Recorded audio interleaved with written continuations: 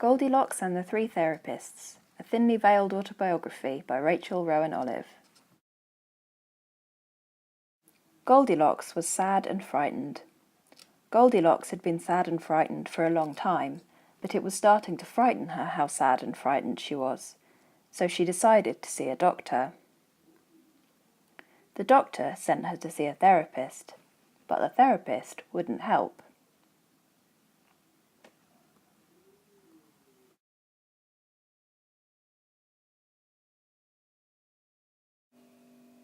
After a while, because she was becoming more and more sad and more frightened, the doctor sent Goldilocks to see another therapist.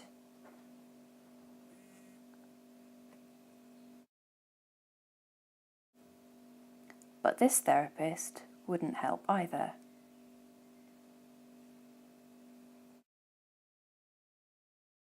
This made Goldilocks more sad and frightened than ever.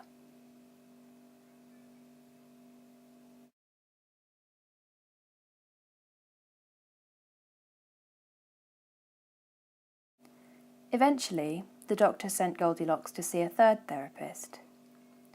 By this time, Goldilocks was so sad and frightened that she thought she might die from it.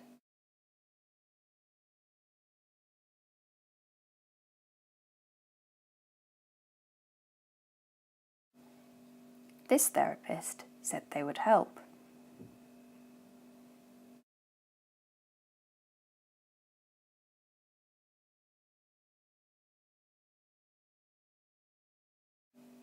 The end. Actually, the beginning of a long and extremely frustrating, tiring, difficult, boring, but mostly worth it process of changing her entire way of being, which Goldilocks will never entirely complete. So, as you can probably tell from that, a lot of my experience with mental health services has been quite coloured by how difficult it can be to access them in the first place, because the long waiting lists and the having to fit specific criteria and the pressure on services that you're so aware of makes it a lot harder to engage once you eventually do get some help. And it also leads to this fear that if you don't engage in the right way, or you don't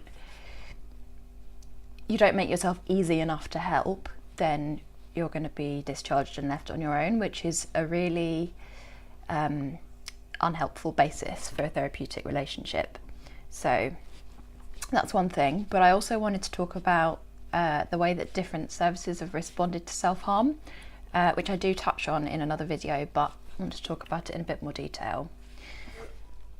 I've accessed quite a lot of different services, from very short-term acute inpatient to 2 years of dialectical behaviour therapy in the community.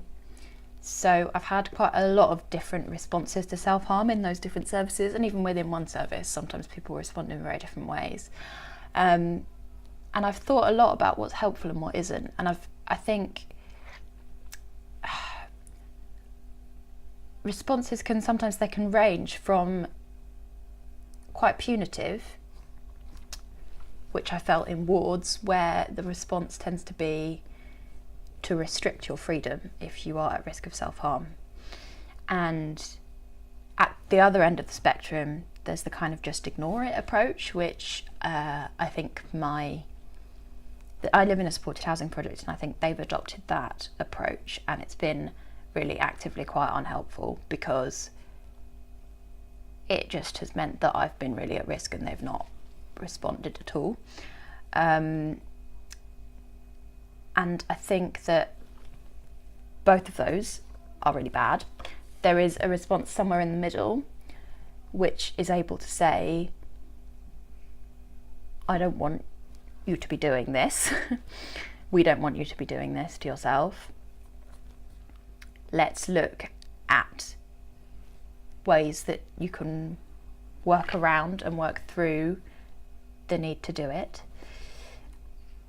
Let's set boundaries for what is manageable in a particular context. So the women's crisis house that I've been to, I sat down with them and worked out a list of what they could manage in that environment and what actually was more risk than they could handle, and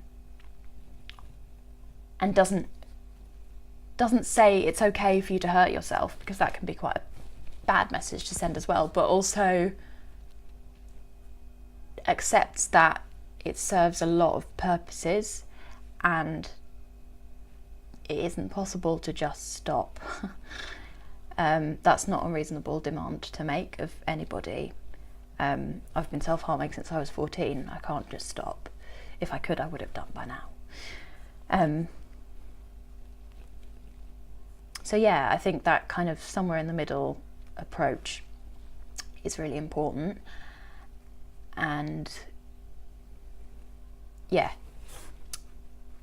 I think it's quite rare to actually find it, because I think sometimes staff really struggle to manage their own anxieties around self-harm. Like I would, but that's one of the many reasons why I'm not a mental health support worker. Like I would be very afraid of someone who was in my care hurting themselves.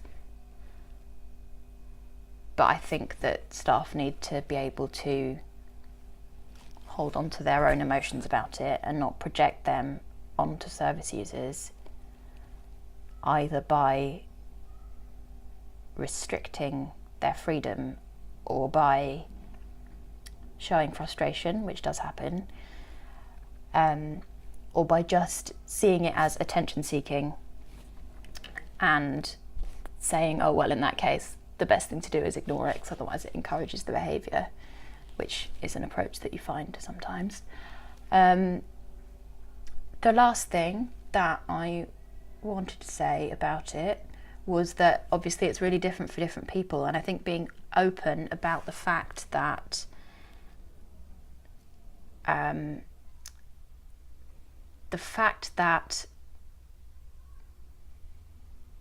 it serves a lot of different purposes for a lot of different people, and there isn't one approach that's going to work for everyone, but also there isn't any one solution. There might not be anything which does what self-harm does for people. Like when I first saw a psychologist, I made this huge great mind map of all of the functions that self-harm serves for me. Like, well, I'm not going to go into them because they're quite personal, but and she looked me in the eye and she said, there probably isn't anything that is going to do all of these things, but there might be things that do one or two of these things that might be enough.